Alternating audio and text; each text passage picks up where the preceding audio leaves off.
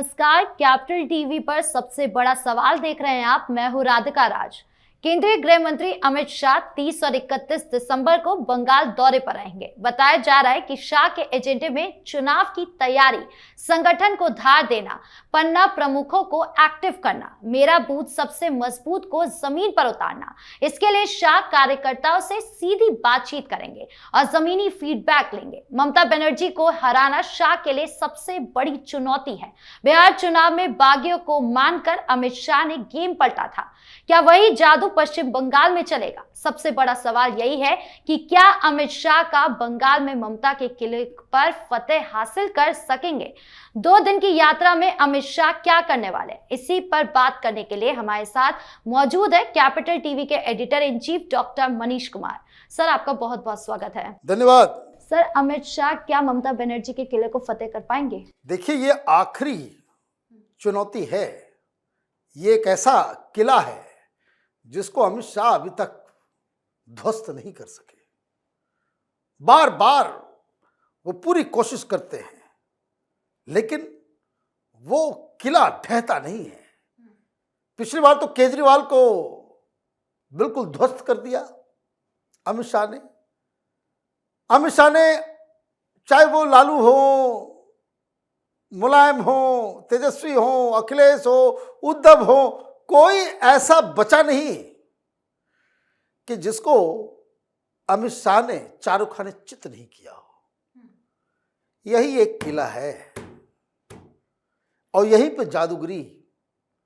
और अमित शाह को तो आप हिंदुस्तान की राजनीति का चाणक्य कहते हैं लोग जी।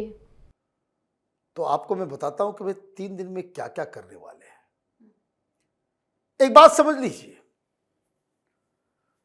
पश्चिम बंगाल में संगठन के तौर पे सीधे सीधे सामने में आकर के काम करने वाले लोगों की कमी है। बहुत पंप करना पड़ता है, ऊर्जा देनी होती है, संसाधन लगते हैं। फिर भी लोग जो है, ये दहशत इतना है ममता बनर्जी और टीएमसी का कि सामने आकर कोई कुछ बोलेगा नहीं। मजाल है, आप चले जाइए, टीएमसी को वोट नहीं करेंगे लोग, लेकिन हम लोग जाते हैं, माइक लगाते हैं, कहेंगे भाई, बोले नहीं नहीं टीएमसी, ममता बनर्जी बालो बहुत अच्छा चल रहा है, यहां पे कोई दिक्कत नहीं है। कैमरा बंद तो बोलेंगे कि अरे भाई आप कैसे कैमरा लगा देते हो, सब बात, वोट नहीं दूंगा, ममता को वोट नहीं देंगे। तो भाई बोल क्यों नहीं रहे हो? बोला नहीं, वो टीएमसी वाले भी तुमको चला दोगे, वो देख लेगा तो हमको मारेगा। ये स्थिति है। ऐसे विकट परिस्थिति में भारतीय जनता पार्टी को ऑपरेट करना है। तो अक्सर आप जब ये खबर देखते हैं कि भाई प्रधानमंत्री मोदी हो या अमित शाह कहीं जाते हैं तो रैलियां होती हैं, रोड शो होता है, सब कुछ होता है ना।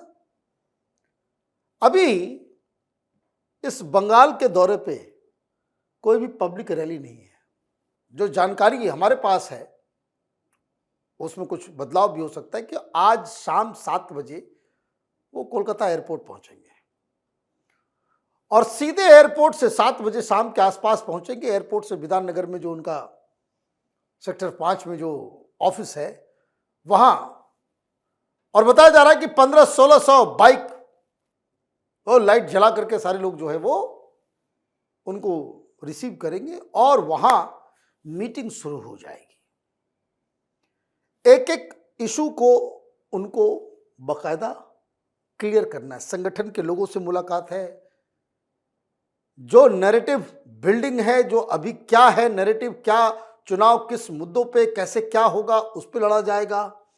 संगठन चुनाव के लिए कितना मजबूत है, क्या क्या कमी है और क्या क्या चल रहा है, उसके ऊपर चर्चा और दायित्व दिया जाएगा। और पत्रकारों के साथ भी अगले दिन, मतलब 31 तारीख को है ना, वो दिन भर एक के बाद एक मीटिंग्स। तो आप ये समझिए कि ये अगला 3 दिन 31 तारीख तक भारतीय जनता पार्टी चुनाव कौन कैसे लड़ेगी, किन के पास दायित्व होगा, किन लोगों को इंचार्ज बनाया जाएगा, कैसे क्या करना है, वो सारा ब्लूप्रिंट जो है अमित शाह तैयार करेंगे। तो अहम चीज क्या है? अहम चीज ये है कि बहुत ही कायदे से एसआईआर का वहां पूरा प्रकल्प चल रहा है। जी। 58 लाख नाम कट गए और इलेक्शन कमीशन ने कहा है कि अभी 1,36,00,000 अभी सस्पिशियस कैटेगरी में है। अमित शाह कैसे इस पूरे प्रोसीजर के अंदर भारतीय जनता पार्टी का बढ़ चढ़ के रोल हो, संगठन को कैसे उसमें मोबिलाइज करके उस पूरे प्रकल्प में जोड़ा जाए, ये सबसे बड़ी चीज होगी। आपने बताया कि कैसे पन्ना प्रमुख हो, इलेक्शन का मैनेजमेंट हो, ये सारी चीजें होंगी। फिर दूसरा, क्या क्या नैरेटिव, क्या क्या ममता बनर्जी कर रही है। तो इस बार जो जानकारी मिल रही है कि ममता बनर्जी के ऊपर डायरेक्ट अटैक करना ही नहीं है, उनकी सरकार और बहुत ज्यादा पोलराइजेशन करने की भी आवश्यकता नहीं है। तो बहुत ज्यादा हिंदू मुसलमान भी नहीं करना है। सरकार कामकाज, भ्रष्टाचार, इसके ऊपर, क्योंकि बहुत सारी चीजें अपने आप हो रही है। ये जो बांग्लादेश में हिंदुओं को काटा जा रहा है, यहां बोलने की जरूरत नहीं, सब लोग जान रहे हैं, समझ रहे हैं। उसको लाउड स्पीकर पे खड़ा होने कि भाई मुसलमान सब काट रहे हैं, ये कर रहे हैं, वो कर रहे हैं, सारे लोग जान रहे हैं। आपको बोलने से क्या होगा? पश्चिम बंगाल में रहने वाले हिंदू खुद इसको उन लोगों को खुद दे आर फीलिंग थ्रेटेंड, उनको खुद समझ में आ रहा है। तो एक स्ट्रेटजी नैरेटिव के स्तर पे ये होगा। बाकी सारा काम जो है वो कर दिया है इन्होंने। हुमायूं कबीर ने वो बाबरी मस्जिद बनवा रहे हैं तो बनवाइए, बनवाते रहिए। तो बाबरी मस्जिद बनेगी मुर्शिदाबाद में, बंगाल के हिंदुओं को उसके ऊपर कोई असर नहीं होगा, असर होगा, लेकिन इसको बहुत ही ब्लेटेंट तरीके से उसको लेकर के नहीं जाना है। तो बहुत सारी चीजें जो है, जो जानकारी मिल रही है कि इस बार जो है फूक फूक के कदम रखा जा रहा है। सर, जो ब्लूप्रिंट तैयार किया गया, ये काम करेगा? बिल्कुल काम करेगा, क्यों नहीं करेगा। पिछली बार आप बिल्कुल नगण्य थे, यू स्टार्टेड फ्रॉम ऑलमोस्ट 0 और आप 77 की संख्या पे जीत आपने हासिल की। अभी स्टार्टिंग पॉइंट तो 77 है, 77 और तो लाना है। आप उस पर्सपेक्टिव से देखिए। और सबसे बड़ी चीज ये जो आप छोड़ दीजिए वो 1,36,00,000 वोट जो कटेंगे या जिसको सस्पिशियस माना गया, उसमें क्या होगा नहीं पता।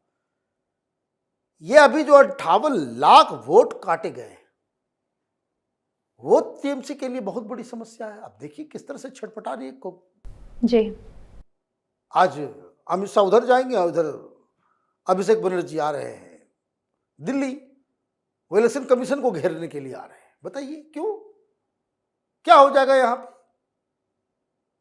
और आपको क्या किस बात की बेचैनी है? तो जो 58 लाख वोट, क्या डिफरेंस है दोनों में, भारतीय जनता पार्टी और ममता बनर्जी में? भाई इससे कम वोट से तो दोनों आगे पीछे घूम रहे हैं।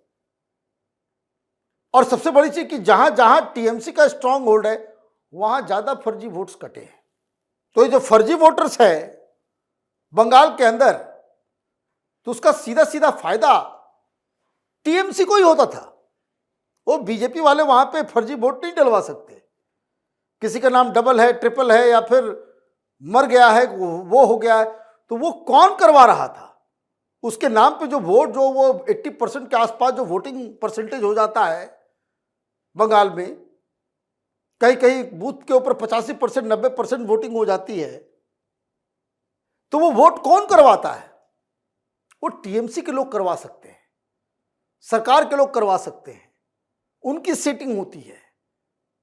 तो जितना ज्यादा वोट कटा है और जितना आगे वोट कटेगा, ये डायरेक्ट जो है नुकसान टीएमसी का है।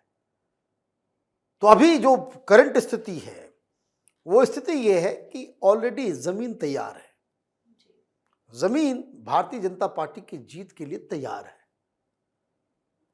अब बढ़िया मैनेजमेंट, बढ़िया उम्मीदवार और सड़कों पे जम के लड़ने की जो है ना एक मादा, एक क्षमता, वो आपने डेमोन्स्ट्रेट किया, तो आप ये समझिए ममता बनर्जी का खेल पश्चिम बंगाल में खत्म हो जाएगा। जी, इस मुद्दे पर ज्यादा जानकारियों के लिए आपका बहुत बहुत धन्यवाद। धन्यवाद। तो अमित शाह अपने बंगाल दौरे को बहुत गंभीरता से ले रहे हैं, इसलिए इन्हें बीजेपी का चाणक्य कहा जाता है। ये चुनावी युद्ध का शंखनाद है। संगठन मजबूत होगा, बूथ स्तर पर तैयारी तेज होगी और टीएमसी के खिलाफ सीधी लड़ाई की रणनीति यहीं से तैयार की जाएगी। अब देखना होगा कि शाह का बंगाल चक्रव्यूह ममता के गढ़ में कितना असर दिखाता है। आपकी इस पूरे मुद्दे को लेकर क्या राय है, कमेंट बॉक्स में जरूर बताएं। धन्यवाद। देखते रहिए कैपिटल टीवी। नमस्कार।